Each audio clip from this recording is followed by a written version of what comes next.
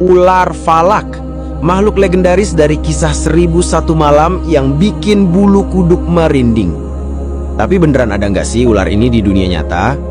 Ular Falak ini awalnya muncul di kumpulan cerita rakyat Timur Tengah yang terkenal banget, kisah 1001 Malam.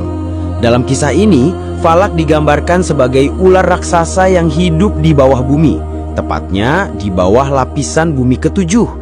Bayangin, ukurannya itu saking besarnya, dia diceritakan bisa melahap seluruh bumi, surga, neraka, bahkan bisa melilit arsy. Gila kan? Konon dia ini ditahan oleh kekuatan ilahi agar nggak menelan segalanya.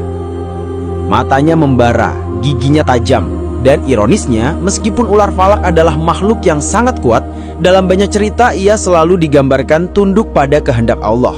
Misalnya, ketakutannya pada api atau neraka seringkali menjadi penghalang bagi kehancurannya.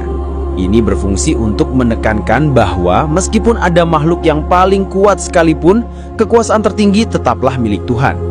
Ini adalah cara naratif untuk menguatkan konsep tauhid, keesaan Tuhan, di mana hanya Allah yang memiliki kekuatan mutlak. Nah, banyak yang bertanya-tanya, apakah ular Falak ini ada dalam ajaran agama Islam? Penting untuk dicatat ya, ular Falak ini bukanlah makhluk yang disebutkan dalam Al-Quran atau hadis sahih. Kisah tentang Falak ini lebih tepatnya adalah mitos dan legenda rakyat yang berkembang di masyarakat Timur Tengah dan kemudian dimasukkan ke dalam cerita 1001 Malam. Jadi, ini adalah bagian dari budaya dan sastra, bukan bagian dari akidah atau keyakinan utama dalam Islam.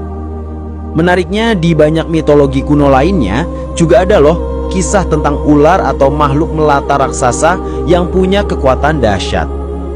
Ada Jormungandr dari mitologi Nordik yang melingkari Midgard, atau naga-naga besar dari kebudayaan Cina yang jadi simbol kekuatan, sampai Apep si ular kekacauan dari Mesir kuno. Ini menunjukkan bagaimana imajinasi manusia selalu terinspirasi oleh kekuatan dan misteri makhluk melata, terutama ular. Jadi kalau kita bicara ular Falak, ini lebih ke ranah mitos dan imajinasi yang kaya dari nenek moyang kita. Ini bukan berarti nggak ada ular besar di dunia ya. Kita punya anaconda atau sanca kembang yang ukurannya bisa bikin melongo, tapi tentu saja tidak sebesar dan sehebat ular Falak dalam legenda. Kisah ular Falak mengingatkan kita betapa kuatnya cerita dan legenda dalam membentuk budaya dan imajinasi manusia dari generasi ke generasi. Gimana menurut kalian? Ada mitos ular raksasa lain yang kalian tahu? Atau pernah dengar cerita Falak dari versi lain?